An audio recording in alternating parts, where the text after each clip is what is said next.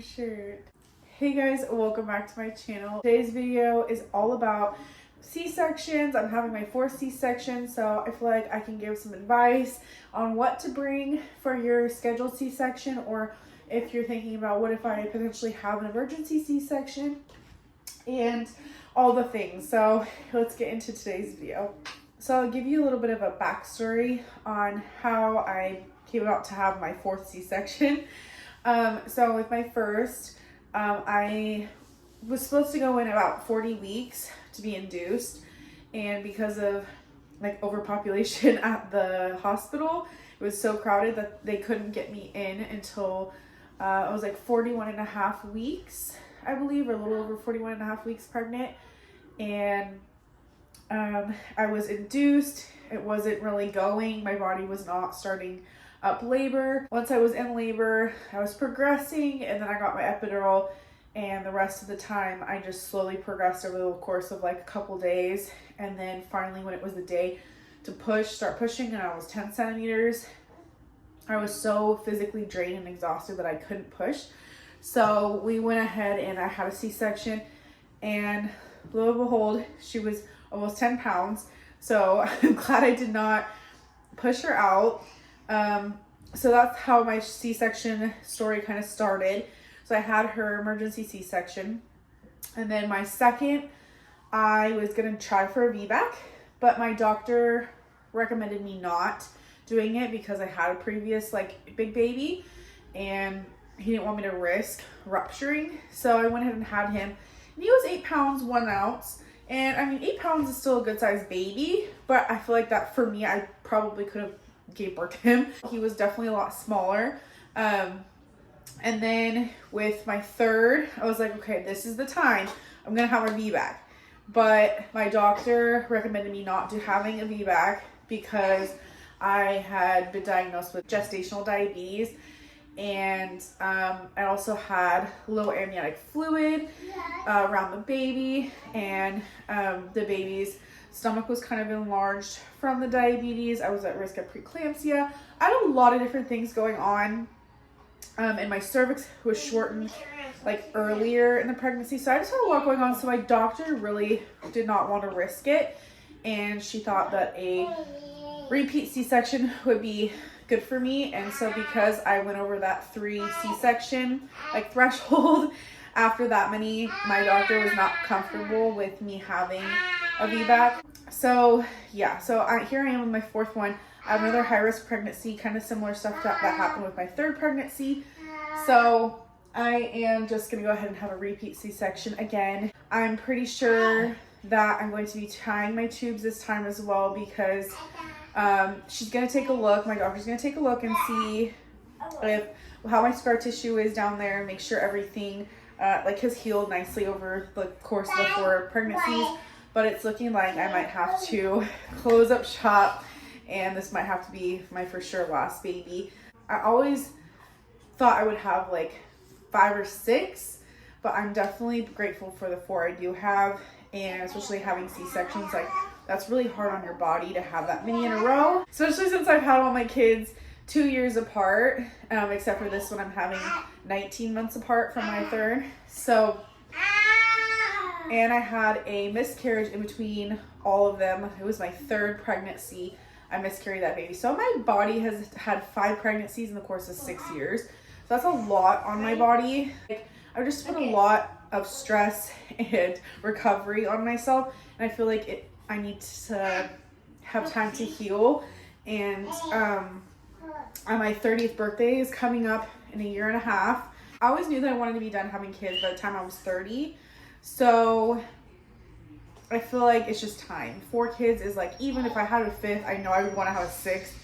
And I just don't know if that would be, I don't know if I'll make it through, because my pregnancy is being high risk, and the risk of having more C-sections and all that sorts of stuff. But I mean, I get that question, like, do we want more kids? I would love more kids. I think we both would love more kids, but mentally and physically, I think it would be like the best decision for us to just be done at 4. And because we homeschool, I definitely want to be able to pour more time into the kids and energy and be able to focus on each kid individually more. And the more you have, obviously you can't do that. So yeah, there's a lot of thought process into having your last baby. I thought we were done at 3 because just after having a high risk pregnancy, it really made me not want to ever have another baby again. But this was a surprise baby, so I feel like God was like, you wanted a lot of kids. You wanted like 4 or more. So here's this baby. You're gonna get through it. You're gonna be okay. I have the kids coming in and out of here. There's like a garbage truck outside, so sorry for all the extra noise. But yeah, I'm a stay-at-home mom with I homeschool my kids, 3 kids, so it's just gonna be a little noisy in the background. So speaking on last babies, C-sections, all that, just planning out, like when you have C-sections, especially multiple ones, your thought process of like, you alter your plans basically, because you are like, oh, I'm gonna have 6 kids. Well, I mean, if you're having home births or vaginal births, you're obviously like, you have a higher chance of being able to do that. When you have C-sections, you might have to like shorten that a little bit and be like, have to settle a little more because they are risky. You know, it's a surgery. It's a major surgery. But I'm just grateful with the 4 that we're gonna have. And I'm really excited to know what the gender is. We're gonna find out when the baby is here. Obviously, not excited about the C-section part, but I'm excited about like finding out the gender, meeting the baby, seeing what the baby looks like. Is it gonna have dark hair like my oldest and my youngest, or is it gonna have light hair like my middle kid? It's just so exciting. And then that moment of just like you and the baby and your spouse in the hospital, like without all the other kids, and you have like this peaceful quietness besides all the nurses coming in, but all this like quietness. If you've never experienced before, it's amazing. That just that moment bonding with your baby, just that alone time with them is just, it's really special. And then having someone bring you food and you're just laying there and get to watch TV. It's kind of almost like a little vacation besides from like the pain and the recovery. Speaking of the recovery, C-section recoveries, my first was super hard, without a doubt. I needed a walker. Like you feel like you can't stand up straight. So definitely recommend for your first C-section to definitely like maybe get a walker or something to help you get out of bed. Because those first few weeks were really, really hard because your body's just not used to that. By your second and your third, your repeats, like you already know what to expect. So, and also like, I just feel like it's easier to recover from a repeat C-section because there's not all that trauma down there. I mean, I've had with my last one, I felt like, kind of felt like a stinging pain on one side. And my doctor had said that that's where they had pulled with some, they had like a metal rod. They were kind of pulling my skin back more on one side to try to get the baby out. So it felt more of like, it was like a burning pain because that skin got really stretched and pulled back. So, sorry if this is too much information. Sometimes like just me thinking about all this again. Definitely like I get nauseous during the C-section stuff. So, I mean, if there's anything they can give you before that, definitely take that. But like as far as recovery and stuff, your first, or if it's an emergency, it's going to be rough. But don't let that scare you because they do get better when you have repeat C-sections, like well, for sure, because you already know how to wrap it and take care of it. So I want to show you guys what I'm going to be bringing with me and stuff I'm going to have for when I come back home. There's a lot of stuff I won't be able to show you though because it's stuff that the hospital is going to be giving to me because our hospital like gives you bags of stuff to take home afterwards. So definitely don't have that to show you, but I can tell you, kind of go over what like they can give you. And if your hospital doesn't provide it, you can go ahead and order it yourself because it's definitely like a must have. So in my bag, I have this Haakaa. It just collects like the milk on one side when you're breastfeeding on the other. But I don't really know if I'll need this because my milk doesn't really come in until I get home. So if your milk doesn't come in right away, don't let that discourage you. I always do the donor milk, so they take frozen breast milk from donors and they'll feed the baby that out of like a little bottle, and I'm totally fine with that. And then having the baby latch on sides trying to get the milk in. I'll come home, I'll have some of my like oatmeal cookie little things. I actually need to pick up from Target. They're like for breast milk production, like they help with all that. So I might just leave this home because my milk really doesn't come home till like the third day. But I might bring this bottle just because the bottles they use are like plastic and they're kind of cheap. So I think I'd rather have the baby get used to this bottle, the glass bottle, instead of having it get kind of confused. And then I brought like a couple different outfits. I got like a pink one if it's a girl with bows, and like a little beanie, and this gender neutral outfit if it's a boy, which obviously the girl could wear that too. And I brought like extra bows and this outfit that I used for Luca, just in case the baby's like super tiny, because this one is like extra small. I got the name plates. The names are on the back of these. Got my 10-foot long charger because the ports are like far behind your bed and it's really hard to get to them, so it'd be nice to have my phone up because Michael will be coming home to spend some time with the kids while I'm in the hospital for a couple days. So I definitely want to be able to get a hold of everybody if I need any help or anything. I also got this neck fan because it does get kind of hot. Sometimes it's cold, but yeah, like and it's quiet too. You honestly don't even have to put it on your neck. You can kind of I could probably put it on the table in front of me, but it feels so nice. And then I have more beanies.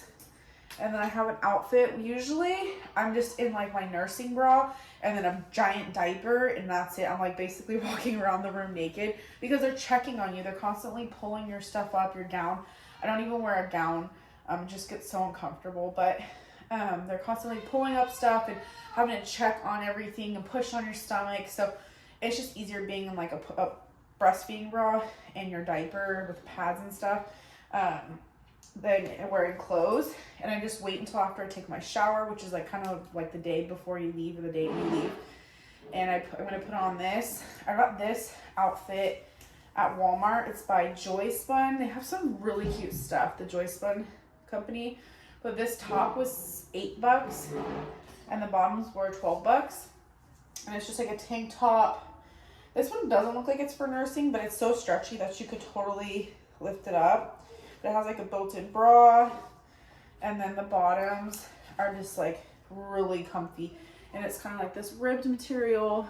So this is gonna, and this won't rub. It's high-waisted, so you don't want anything rubbing on your C-section skirt because you have all those little tape strip things. I have bought a bunch of other stuff for when I come home because at the hospital they're gonna be giving me these mesh underwear, like this little bottle that sprays so you can kind of clean yourself off, because even though you don't have a vaginal birth, you're still bleeding. So they're gonna provide all that, and then they even give you nipple cream if you need it, because your breasts get sore and chapped from breastfeeding. I think like wipies, hand sanitizing wipes, like hand sanitizer. They give you a big water cup to fill, and they'll fill it up for you with ice and water. Like they bring you literally everything. If you need a snack, if you want like actual food, grapes, like they literally provide you with everything. So I don't really need much, but when I do come back home and I bring all that stuff with me and I run out, like obviously run out of supplies eventually. It lasts for about a week, I want to say, of the supplies they give you, and all the baby bottles. They give you a bunch of baby bottles with nipples and some packets of like formula if you want that, or they'll give me leftover donor milk to take home and I have to use it that day. I got some of these maternity underwear. They're huge, obviously. I got extra large because I do not want any rubbing of any kind. I grabbed some biker shorts. I actually have worn these a couple times. They're super comfy. Those will be nice because it's going to be summer, like a few weeks after I have the baby. So I definitely want to be prepared for warm weather. I got another pair of pants from Joyspun at Walmart.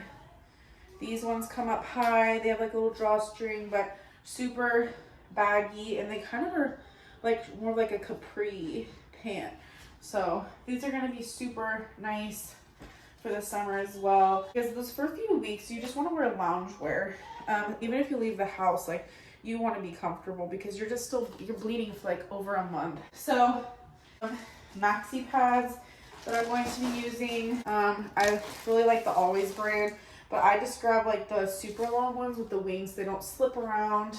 But yeah, these ones work really well. If you're like bleeding heavy, obviously you can size up or size down. And then Pampers Swaddlers are always my go-to for when they're little, and then once they get to like size 1 or 2, I go to Kirkland diapers. But Pampers Swaddlers are my favorite. They never leak. They don't have like a weird odor or anything, so I always get those. I definitely recommend bringing the Boppy or some type of breastfeeding pillow to the hospital, because you're in like a weird position in the bed, and it just helps out a lot, especially if you're not really super mobile yet. And then I have lots of stuff left over from my last baby. I want to say this is like Mia Baby or something like that. Baby care, but this one was my favorite for when they're little, and then I have one for when they're like a little bit bigger. And then I have this left over from Luca. This is my Swaddle Me organic little lounger. I mainly just use this for when they're first born. Like if I'm laying in bed watching TV and they're sleeping, I set them next to me and instead of trying to get up and put the baby back and forth in the crib, I'm just trying to rest. And then I use it a lot for like monthly photos. I got my brand new Even Flow Light Max car seat, and I got my new double stroller. And then this is a must too, the Nanit Pro baby monitor. My favorite one. Literally, it's amazing, and the quality is so good. And it has like a night light and everything, and sound machine built into it. And then this is super unorganized, but I have my little caddy here I'm gonna fix up near my bed, but I have all my little things in it. And I'm definitely recommending the NoseBot to suck up boogies. And then I'm gonna have all my like burp cloths and wipes and diapers and stuff in here. But I have this next to my bed because we have like a little makeshift nursery over here. So that is all that I have I'm bringing with me. I got a couple more things that are coming. I have like this little jumper thing that I'm going to be wearing during pregnancy and postpartum. I'm picking up more hairspray and like makeup, because I do light makeup before I go into surgery. And then when I come home, I do a little bit of light makeup because we take pictures and stuff. Just makes me feel a little bit better. I'm trying to think of what else. Any questions that you have for me, go ahead and comment them down below, and I will totally answer them. If you need links for any of this stuff, I have all that over on my Instagram. My diaper bag is from Luli Baby. I have a code on my Instagram too to get like 40 to 50% off of these diaper bags. The best like luxury diaper bag ever. It's so cute. They have so many different colors. I have like 2 of them. I have the big one and then the little one I take with me everywhere. That's in a latte color. It's so cute. So make sure you check that out too. And I will see you guys in the next vlog. Bye.